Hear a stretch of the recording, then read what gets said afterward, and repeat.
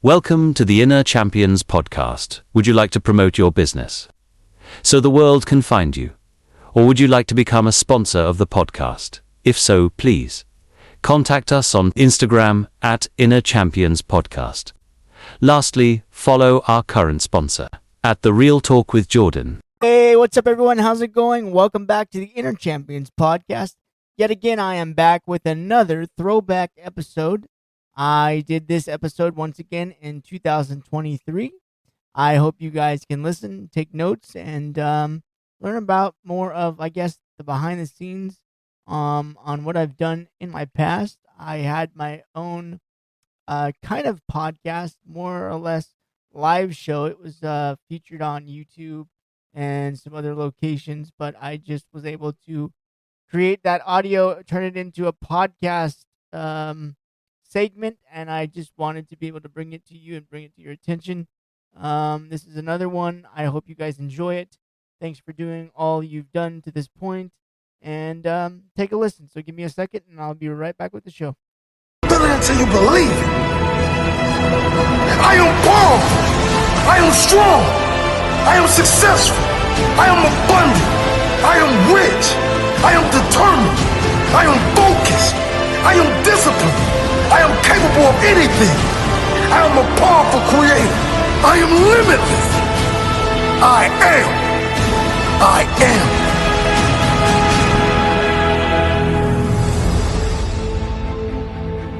am. Thoughts are powerful. Thoughts lead to action. Actions over time become habits. And habits lead to long, lasting results. You know, sports can change lives in a lot of different ways. We're only going to be able to cover with an hour span, not even everything, what sports can change lives and how it can change lives. And some of you know how sports have changed my life. And this isn't really, you know, I know it's my show and everything like that, but it's not about me today. I'm not making it about me. I've always made it about the community. And so today for me, I'm just going to elaborate on the topic of how sports can change your life or you know, if you've got children, possibly their lives. So this person I'm about to bring on in a minute, I have known him or known of him for a very long time. I've coached, like I said in a couple of my previous episodes, over 16 years. I was currently at a location for probably 5 out of those 16 years, maybe 4 years out of the 16 years. I was there for that amount of time. I left. I went to a different location, just like the coaching world does to you. You can't always stay in the same place all the time unless you are, you know, extremely doing well, successful, so on and so forth. But I left the current location where I met this individual at. And then I came back, and even in the 5 years I was at the location, Riverdale High School, this person, every time I would lead the football team out, he would, you know, cheer us on, everything like that. But the moral of that story was he would continue to encourage me from afar. At first, we didn't know much of each other. He was just a, you know, and I'm not saying generic lightly, but to me, a generic campus supervisor. And then one day, stopped me in the quad, and we just started talking. Told him how long I'd been coaching, you know, some back history. And then I found out he was a basketball coach and still currently is and does that. And that's his passion and his love. So, hi, Pablo. How are you? Good, RJ. How you doing, man? Thank you for having me, man. I appreciate it. You're very welcome. You're very welcome. So for the audience that doesn't know, like I said, I kind of, you know, let them know a little bit. But if you want to go ahead and, you know, introduce yourself again, kind of give, you know, your background and maybe a little bit of how, you know, I was drawn to you and how our relationship started from there. Yeah, man. Just want to thank you guys for that. Hey, man, I commend you. Creating this platform, being a part of this platform, pushing this platform for you, man. I tip my hat. It's always not an easy thing to do, but I think it's very necessary. So first of all, thank you for having me. My name is Pablo Garcia. Man, I've been coaching now. I'm gonna sound old here. I'm in my 22nd year of coaching high school basketball. Take away 1 year because of COVID, but I've been consistently coaching high school basketball hoops, and it's a long journey. It's been a long journey, and it's gonna continue to be another long journey. But I love it. I don't think for 22 years ago when my former head coach here at Rubidoux High School introduced me to coaching and planted that seed. I don't think neither of us realized where this journey has gone me to go and visit, meet all amazing kind of people, me help kids, grow through the sport. But I think the biggest thing that I've enjoyed the most is getting to meet people that have the same passion. It doesn't have to be per se coaching, teaching, but just the fact that they're willing to impact the youth in a positive way. That to me has been awesome. But like I said, I started coaching here at Rubidoux High School 20 plus years ago. After I got out of the service, I was a U.S. Marine for about 5 years. I got out of the service, kind of sort of without a plan, and I came back to my home roots, reaching out to the coach that impacted my life in a positive way, and so here, never did I think that I'd be still coaching, and then much more doing what I do now on a much bigger scale. But I've coached around for a few different high schools, different districts. Like I said, I started here at Rubidoux. I moved on to go to Fontana Kaiser for about 3 years. Returned back to Rubidoux amongst the Rubidoux Patriots split in the district. And then after a couple of years, I kind of decided I wanted to be a head coach. And thankfully, I had some coaches, some mentors that guided me to understanding what it took to be a head coach. And then I landed the San Gorgonio High School in San Bernardino, that high school boys program, where I was there for about 8 years as a head coach. And just recently returned back to Rubidoux to be an assistant. But I never thought that falling in love with working with young athletes, teaching the game of life through basketball would literally now has me traveling all around the world. Well, Latin America right now. But the plan and the goal would be to travel all around the world, teaching, coaching, motivating young basketball athletes. Good, thank you. Yeah. So like he said, guys, it's like and like I've said from the very beginning of my first episode, it's more than sports. But I want to be able to tell you guys and teach you guys that even in sports and how much out of sports you can actually gain and you can get. I've mentioned it a couple times. I'll mention it a little bit, and we'll kind of go broad off of it. Is that a lot of these kids that we come across, 95% of them, I don't know their home life. We don't know their home situation unless they're open and honest and tell you straight from the start, hey, my home life's rough. I need help. But us as coaches have to, read in between the lines that this person's struggling or so on and so forth. So it just sports for youth really gives a youth more of an opportunity to talk to another adult and just in a different environment, because like everything in life, everything that you put yourself or surround yourself with, it's environment driven.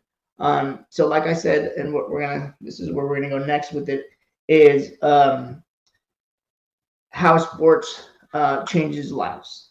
So how I want to continue to elaborate on this is that for me, and go ahead and chip in when you want, Pablo, is what I gained from sports is it's very team building. Teaches kids to be a team player, teaches kids responsibility.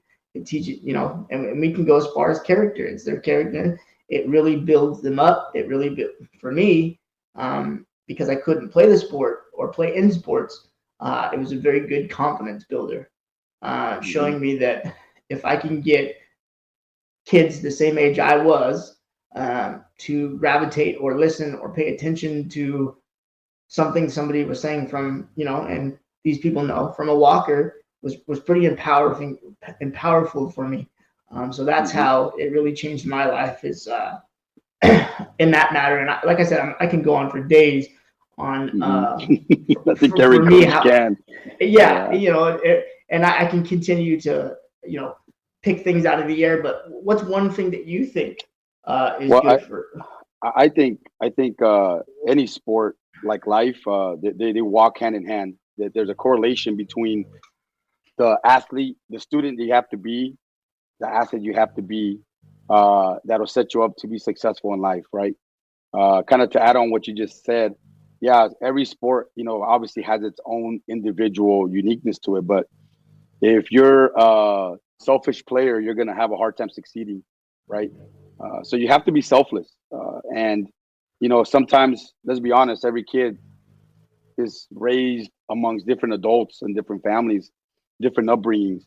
And so kids are very different in regards to that. So having to take, like in basketball, having to take 12 kids and understand and teach them not just how to be able to dribble, shoot, pass, talk, communicate, strategy in basketball. You have to teach them how to be a great teammate.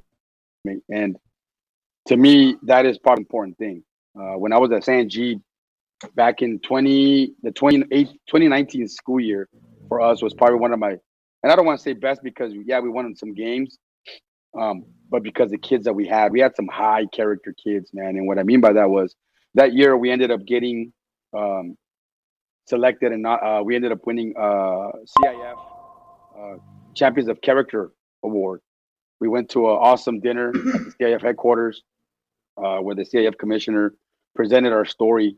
But long story short, we had a group of seniors that year was very special. We had some amazing seniors on that varsity squad that, in a moment of them being selfless, they chose to make the right decision to help a young man on the other team get recognition.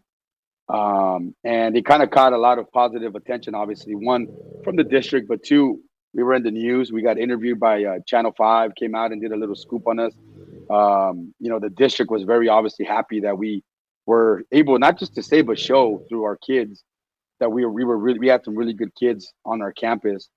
And that year, like I said, we ended up getting invited to this awesome dinner.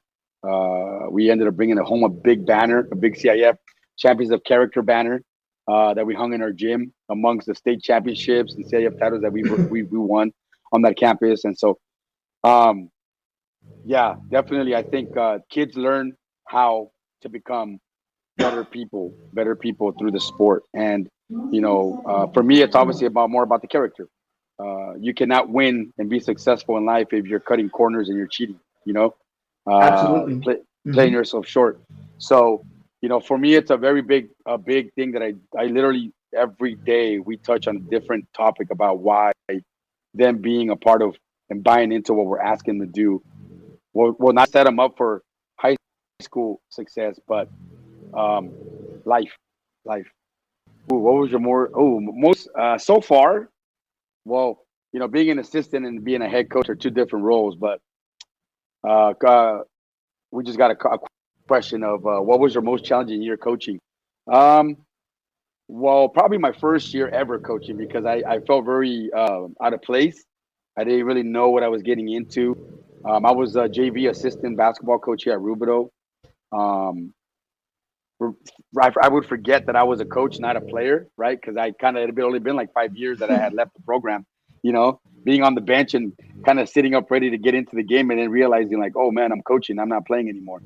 Um, and then also learning that now you were that guy, that person, that coach, that young guy on the staff that the kids would flock to. You know, because I was younger, I could connect better. I was kind of like quote unquote the cool guy, right? So that year was pretty interesting because um, I had to kind of understand my role and then, you know, do the best, make the best version of me to be able to fulfill that role and do my job and be successful at it. That was as an assistant. I think as a head coach, it was probably my first year being a head coach, and it's probably for the same reasons. Now running a program, everything falls on you. Everything starts with you. If you're not living up to that standard you're preaching about or pushing on the program on the kids, how can you lead a team if you're not that guy being in that front line? So But that came easy to me because I kind of been told, and I've learned that I think I have a natural ability to lead, a natural ability to connect with people right away. And I think that's one of my uniqueness that um, I felt uncomfortable because there was things that I didn't know or expected to see or deal with adversity as a head coach, first year head coach. That after year one, it became really quick to like I knew what to expect. I sought out. I learned to ask for help. Sometimes I think first year head coaches are very can be very prideful and think that they got this. And realizing that it's okay to ask for help from others that have experienced those experiences to understand how they dealt with it or what they could have done different. So year one as an assistant, year one as a head coach, obviously have been some of the tougher ones, and I think it's just because again, you're on your own. You're kind of creating yourself, your version of that role, that title. But I mean, you know, I love what I do, and I think personally for me, I've learned that to become a good head coach, to become a good dad, to become a good husband, that character part, it always goes back to that character part, and I think just like the players, it's the same thing, they got to learn how to be good students. They got to learn how to be good athletes. They got to be are good teammates. And then they got to learn how to be good people anywhere, in any other relationship that they're in, right? As a son, as a brother, so learning to connect those things and being that same grounded person in that character part has helped me, I think be successful and kind of get me where I'm at. Nice. Blazeman had another question for you down in the private chat if you want to go into that. Yeah, Blazeman got all kinds of questions. I love this. Yeah. So, this is so Blazeman's asking, Pablo, tell some stories of the players you coach and how you might have impacted them. The very best story that I could tell, and this is why I continued to stay in coaching, was my first year. My first year as an assistant JV coach. There was a player that his grandfather knew my parents through church, and so I knew this grandfather, and this young man was living in a really tough home. They had drug issues. Step parent was just complicating the life of mom, and I ended up taking in this kid and his younger brother into that school year to live with me because that situation got really bad. Grandfather obviously gave me the permission, and that young man continued. He ended up graduating. Ended up because he didn't have a dad, and the boys didn't have their father passed away a long time ago, and so I became that father figure. But I didn't realize what I was doing then, right? I just thought I knew that was the right thing to do to help these two young men have a chance at life, and not continue in that bad environment. And they both ended up graduating. They ended up playing basketball. The older brother ended up graduating, ended up joining the Marines, became a lifetime Marine, became a officer.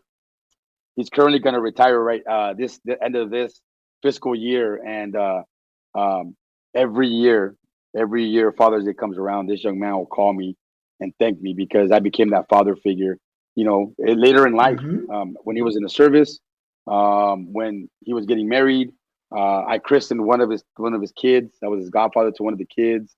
Birthday so-called. And it was the same thing with the younger brother. The younger brother became a dentist.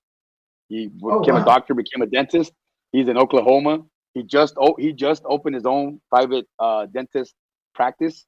And that for me, not realizing at that moment, 21 years ago, that me being that person that they reached out to for help and guidance, not just financially, not just living with me, but just guidance as a older adult in their life. These young men are now like successful stories, that they could have easily been just another statistic.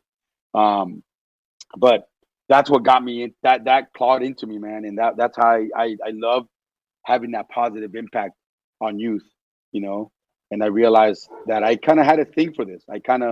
Something in me, I was born to do this. I've had other stories similar to that situation, where now more experience of a coach, I can read into that much quicker and provide resources for those kids, because I've had situations like that. Year 12, year 19 of being a coach.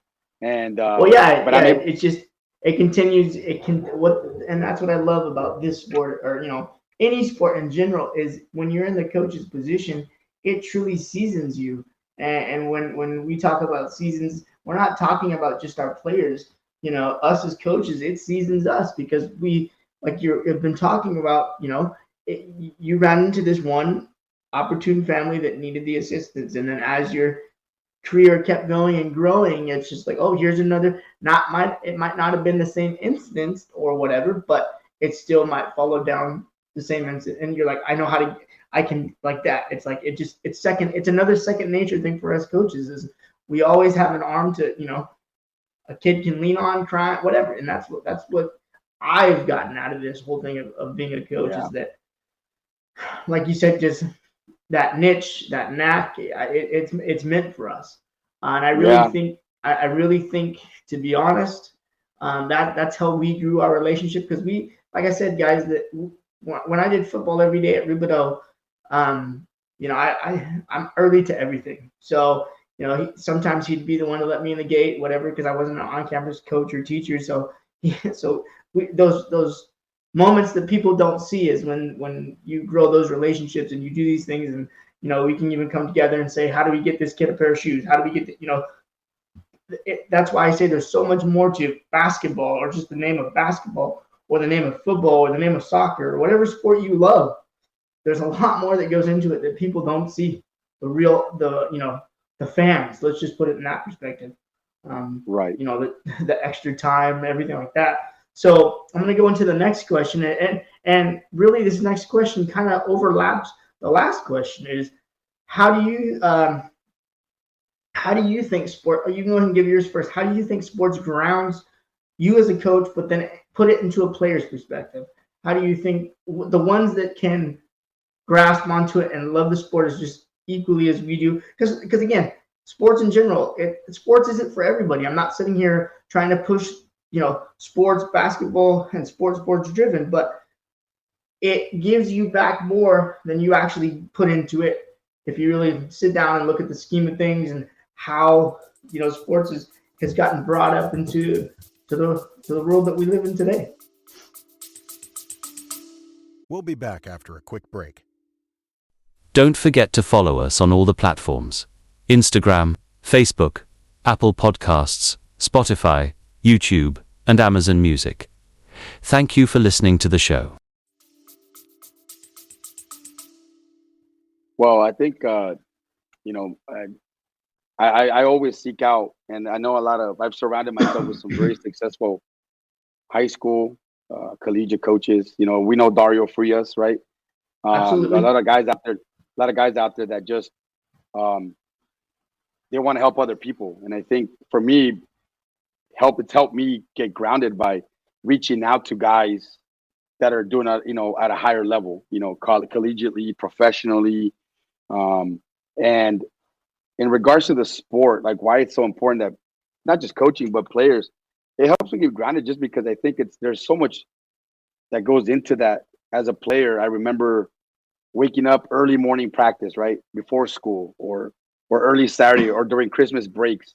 I wanted to sleep in, but I knew that my team and my coaches depended me to stay committed and stay disciplined to, hey, I got to go to practice and be on time. I do every day. I wish I could sleep in. I wish even now I could sleep in. Obviously Absolutely. my two little guys don't let me. My two little guys don't let me sleep in, right? But it's like that grind that I learned back in 1995, 96 when I was in high school. I still have it in me. Yeah. I don't You carry know it how with to you. rest, and I learned that through the sport. And I think that if we're able to manifest that to the kids and teach them, hey, like whatever goal you set, and not just in the sport, but in life. Or I want to have my own company. I want to have my own, business. I want to do this. I want to do that. Exactly. That's great. You have goals. That's awesome. But here's the thing, kid, like you got to grind every day, even when you don't want to, even when, I feel a little sick, or I have an injury, or my girlfriend broke up. I'm having issues at home, and okay, those are important things. I'm not saying they're not important, before that moment that you walk into that gym or you walk onto that field or you walk into that weight room, all that stuff's got to be left behind, and you got to show up and take care of business for that Mm-hmm. hour or two, whatever. You get done with Yep. that, now you go back to that business too. And it's something that, again, we teach that through sports, and maintaining that, hey, yes, there's going to be things in life that you may not even think it's fair. Things are just going to happen because that's the way life is. You still have to stand on your 2 feet. You got to go to work, so being grounded, I think we talk about that every day, with the kids, and always talking about, we have pillars. I always talk about pillars of life, pillars in our program, like respect, commitment, discipline, being selfless, being coachable. That's another one, right? Being coachable. That's huge. What's being That's coachable? huge. Can Mhm. you follow instructions? Can you, if your teammate is having a bad day, can you be, a kid that goes and pumps your teammate up and gets him motivated? Give him 2, 3 words of encouragement to be able to, have him kind of flip that switch per se, and come back energetic after a water break or after a timeout. Maybe, and again, it's just those things that we talk about daily. And we want our kids, our players, to take that, and it's something that just gets instilled in them, and 10, 15, 20, 30 years from now, they remember where they learned that from and what was so important. So but I think it's something that I think every coach should be talking about. I'm sure a lot of coaches do too, and I think let's be honest, there's a lot of great coaches in the area. Inland Empire has a lot of great coaches in a lot of different sports that are preaching a lot of that. They're teaching that a lot every day. So but it's important to be able to understand that those life skills that you learn through the sport can help you be successful in life. Nice. Thank you. And I'm going to elaborate on the other half. There'll be great more opportunities like this. But I want to elaborate real quick on my behalf of how I think grounded is, one, helped me, and one, some of the great kids that I've seen and had the pleasure of coaching has grounded them. And Pablo's talked about it a little bit and really took some words out of my mouth. And, I'm going to probably repeat some of the stuff that he said. But that's the whole point of this, and it just reiterates to you as the audience what this particular show brings you. If you guys don't know already, and what I'm trying to sell to you guys is that this is a motivational thing, not just for sports, like I've mentioned time and time again. Yes, I'm the coach. Yes, this is what we do. This is what I do. This is what I love to do. This is our passion. But with our passion, we hope to lead some of you in the direction to get out of bed one day, pick up, to motivate you, to push you to do something for yourself and be great. If real quick, as we wait for something else to come through, maybe how I want to talk about being grounded. How I want to talk about being grounded is the fact that where you start with these kids. Like I said earlier on, you have a kid in a situation, you figure them out, you kind of let them express to you what their situation is, and then you take them to that team aspect, and this is where team's going to play a very important role. And you guys can do this with yourselves. You may not have a team at home, you may want to try to motivate yourself, but put things in a team perspective, because like Pablo mentioned earlier, he has pillars. Okay, and he actually was going to talk. He didn't even know it, but he's going to talk about my next 2-3 episodes that I have planned out already about. I'm going to call it the triangle to success. And I actually have something big coming for next week already. But with that being said, is you have to find that level of happiness, the level of emotions, because like I said, when you're thrown in these situations with these different environment of kids with, and a lot of kids with the way sports are now, kids can do what they call transfer.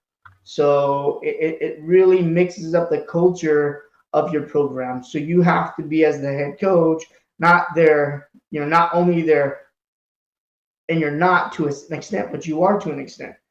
Not only their caretaker, but you have to be their leader. It's leadership. It's all these different things play a huge role in the head coach. And so how it's grounded me is to be a great listener. Listen to the kid's message, listen to the adult message that's playing in my head saying, is that really a good idea? Is that not such a good idea? How do we approach it? And guys, this is out of the game. This is not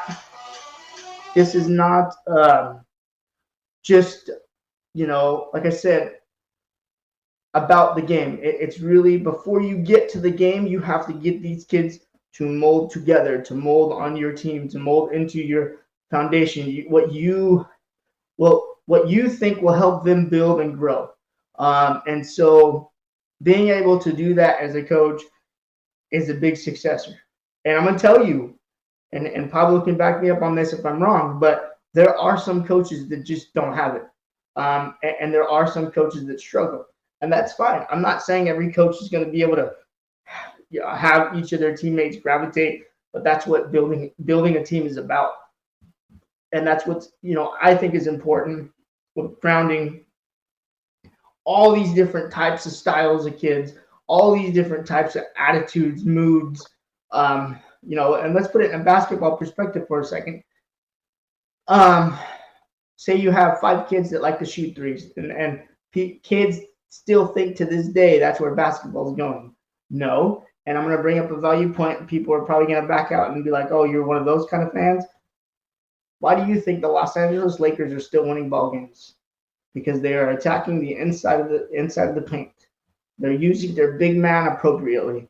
Yes, sometimes he shoots some crazy threes, doesn't. But if you can again get these kids to understand a structure, and build their pyramid, or help create some camaraderie with each other, the sky's the limit for anything. So to take away from what I just said, put that in your everyday life of where you can come up with, and I don't want to keep elaborating because this is actually going into next week's show that I like I said, planned out for 2 weeks already, but it's okay. It's okay because now we have more time to talk about it.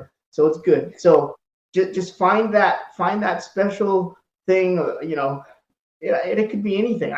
I really don't know how to go and say what that is because, like I said to you guys for weeks now, I don't know you guys well enough to figure out what you guys might be struggling with. But if there is something that you're struggling with, or if there is something that you guys want me to elaborate on, talk about, y'all can get in my social medias. Blazeman popped it up there earlier. Please feel free to communicate and talk to me, because like we just said, I can't read between the fine lines if you as an audience can't tell me how you feel, what's going on, and stuff like that. Pablo, Blazeman, I think has thank you. Yeah, so Coach and I met. I'm a campus supervisor over at Rubio High School, and so there's the days where during football season we work the games and crowd control and all that stuff, and we're usually here before the fans and the gates are all opened up, so coaches are here. And I just remember having that conversation when I first met Coach. I didn't know him. I seen him around, but I didn't know him. But I was a big fan of, obviously, growing up in the community and coming to school here, the football program. I wasn't blessed enough genetically to be able to play the sport. I was really small in high school. I wasn't fast. So my junior year and senior year, I did not play football. I played freshman and sophomore year. And back in the 90s, we had some monsters.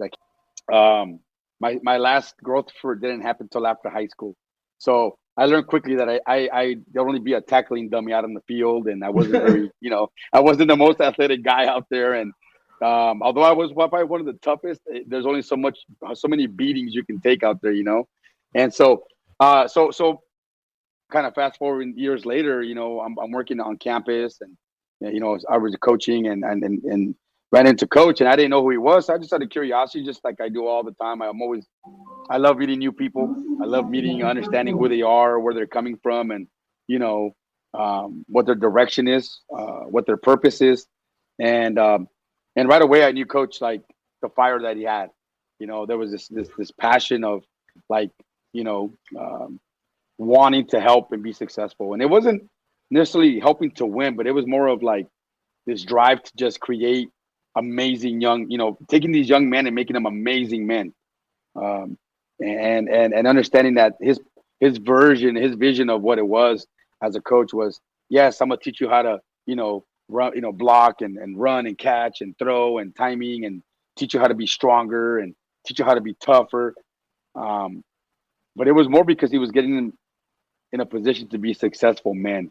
And in that conversation, it was really short because they were getting ready to go back out into I think coaches' office to get back on the field for game time. And so we just kind of started seeing each other more often. Hey, coach, how you doing? And just kind of got to talking more. And it's always nice. It's always a nice warm feeling when you meet somebody that just, surpasses you or has that same amount of passion for what they do. And having those conversations just seem a lot more easier to understand and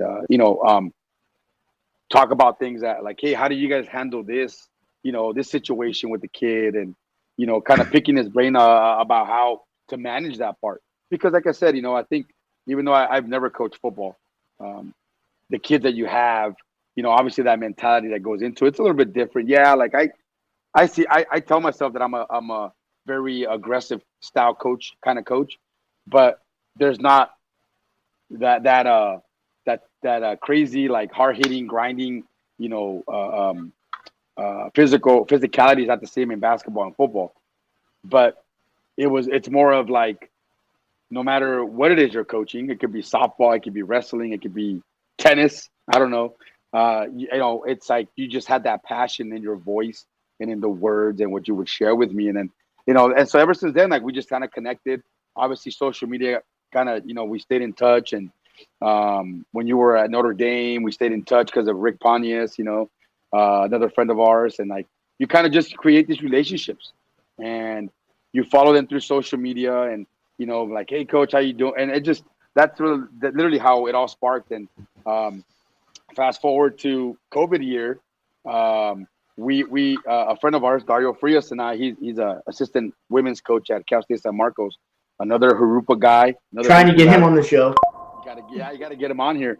And we were bored during COVID. We got bored during COVID. Nobody could coach. Nobody could be in a gym. We're stuck at home. And so him and I we would text and call, and we kind of just share a lot of stuff and basketball related, life related, and we decided to create this circle of relationships of coaching friends. Like, hey, let's get on tonight and talk basketball because we miss it. And what started between me and him, a week later we had 8 other coaches. A week later we had 15 coaches, and it just kind of became this snowball. Months later, we created what was called the Coaches Hang Time, and it became this amazing platform where we connected with coaches all around the world. We had amazing Division I men's and women coaches talking. We had motivational speakers.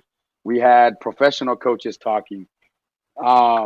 It was an amazing platform that we created, but again, it went back to those relationship building, and so we had obviously once we got back out and kind of COVID kind of passed on, we moved away from COVID. Everybody got busy again, and nobody has time for it. But again, it's like just helping coaches, understand where passionate coaches, what their how they see the game, how it goes from the game to life, how to be a better father because of that. Because and again, it goes back to the same thing with kids, right? Like you got to be a student first, athlete second. I think for coaches, it's you got to also be a parent, or a husband or whatever relationship you're in. And for me personally, I think I've always maintained that ground. I want to be grounded in all of them. The version that my athletes get is the same version that my wife gets, my kids get. Because like I said, I think for me it's balance, and and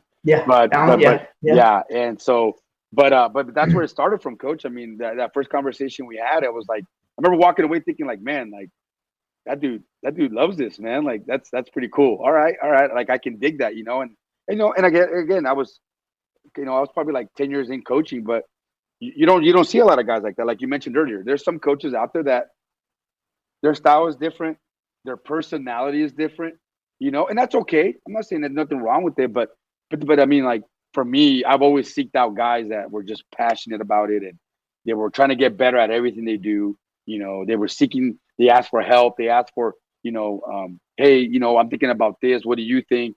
Ways of growing their craft. Yeah, and that opens up another word I've talked about before to these people is communication, and communication with your coaches, communication with your players, communication with your former peers, your current peers, whoever it is, and sometimes even honestly communication with yourselves.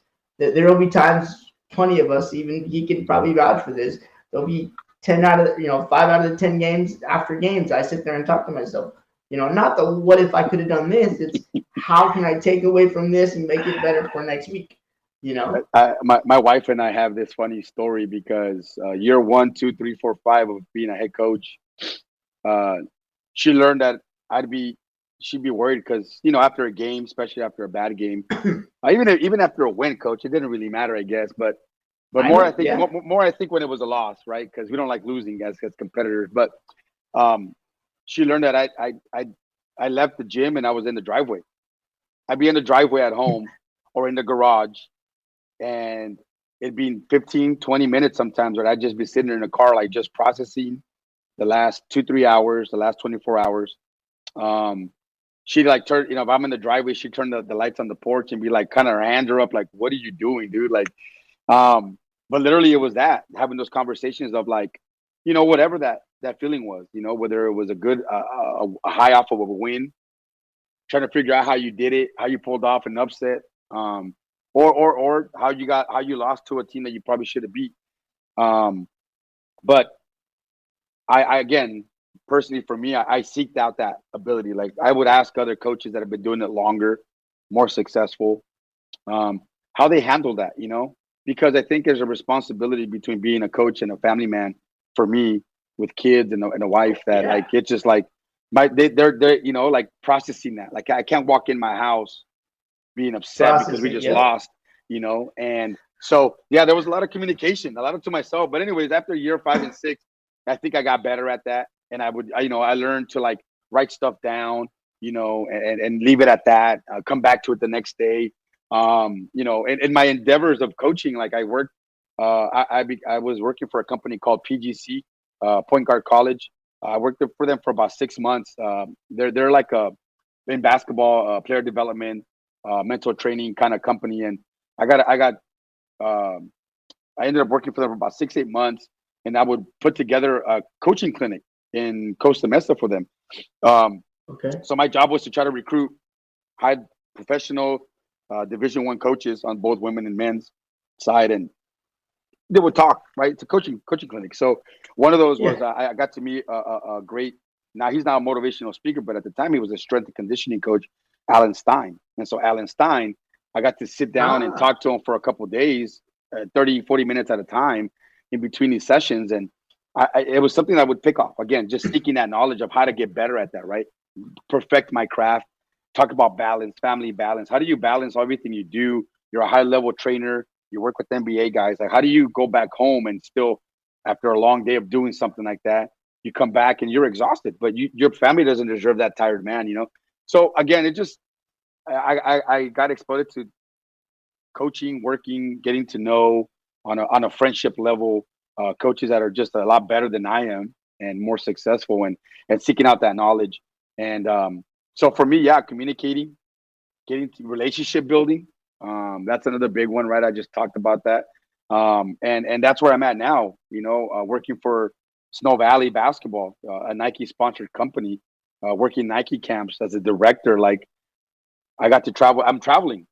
I went to Guatemala. I went to, go ahead and elaborate on that a little bit. Yeah. So like like pre-COVID, I was supposed to start doing these international camps for Nike, through Nike. So I was going to start traveling Latin America, obviously because of my Spanish. I have really good Spanish, and coaching it. There was opportunities for me to travel and go run camps, basketball camps in other countries. And so I recently, because of COVID, I just kind of, that whole topic, that part of my journey, coaching journey, has started again. And I went to Guatemala in December for a week. ran a basketball camp in Guatemala. I went to Panama in end of February. I ran a basketball camp there. That one, my wife got to travel with me, you know. And then Nice. yeah, and then I was supposed to go to Colombia next month in June for a week with our Nike staff, but I got summer basketball going on here, so I didn't want to take away from being here for summer basketball. And then I'm supposed to go to Mexico end of July, July 31st to like August 2nd or 3rd. I'm going to León, Guanajuato, Mexico for a camp with another friend, another relationship building.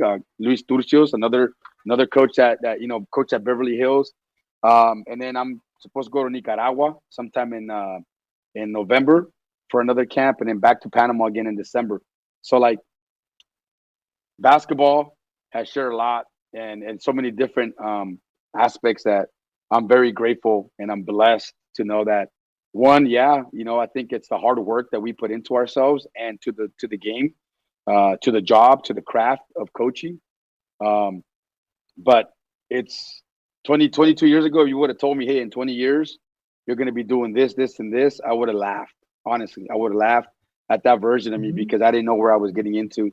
But I'm grateful for Coach Johnson, my former head coach, great mentor, and to getting me started, and I've surrounded myself with some great coaching friends that have helped guide me, and I've helped them grow in their own way, because that good old saying, right? Like iron sharpens iron.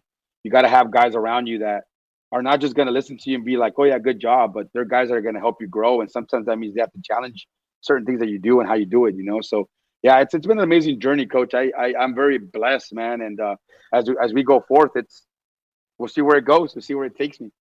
Yeah, absolutely. And I know we only have a few more minutes, and I kind of want to close it, but I don't want to close it because I never want to stop talking. And today's been a blast. Like I said, I appreciate you coming on the show. Number one, I have one more question for you before they close the door on me and say somebody else's show's next. My final question for you: in your whole coaching career, what has been your biggest achievement? I don't know. This picture that I use right here. You see this picture? So this is my older. Well, I have a daughter that's 19 now. She's at New Mexico State. But this is Grayson. Grayson was like 2.5, and I'm working a Nike camp up in Santa Barbara at Westmont College. But my little 2-year-old also is in the gym with me almost every time I'm in the gym. And I think for me personally, it's creating this environment, this world of where I can be a successful, positive impact kind of coach and father. The wins and losses, they won't define me. They really won't. People eventually forget you won a CIF title or whatever. They may talk about it once in a while, but for me, I think it's being, hopefully, and I think my wife would tell me yes, agree with me that I am the best version of dad to my kids, and through coaching, through our hard work, she does a lot of work for us too. Have now created our own LLC, our own company, right? All around playmakers, and we're gonna do this worldwide. We want to be able to do it more, travel, coach, teach, motivate. But my biggest achievement thus far has been, being a great father, traveling.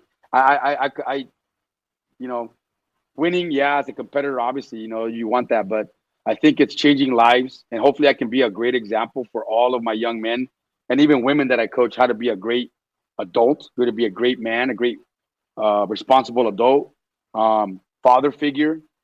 And that to me is one of the biggest successes. I get phone calls all the time on Father's Day or on my birthday from former players. I get invited to weddings, right? Christenings. Those to me are success in what I'm doing. I think it just, full circle brings it back and says, hey, you know what? You're doing something right with where you're at, where you've been. Keep doing it because, now more than ever, man, our youth needs it. Especially, Oh, yeah. Mm-hmm. Oh, yeah. Well, like I said, Pablo, thank you. I want to close with this. Again, I appreciate you doing this, and I'm sure you will. There might be a segment 2 of you. A lot of people in this chat right now liked your energy. I told them all week it was going to be a high energy show. Yeah. And I think personally, real quick, that is why we bounce well off each other. We're very competitive, like you mentioned before. Well, ladies and gentlemen, that is going to end it for this bonus episode. I will have another episode next week, probably another bonus episode. Just depends if I want to go in my archive again and do this again. But for a lot of you, I'm sure haven't got to hear these current bonus episodes, and I think it's just another way to continue to bring you what I used to do in a few years ago to a podcast platform for you guys to just keep retaining valuable, or what I hope to be valuable, information. I hope you guys enjoyed this. I will catch you in the coming weeks with another fantastic, beautiful episode.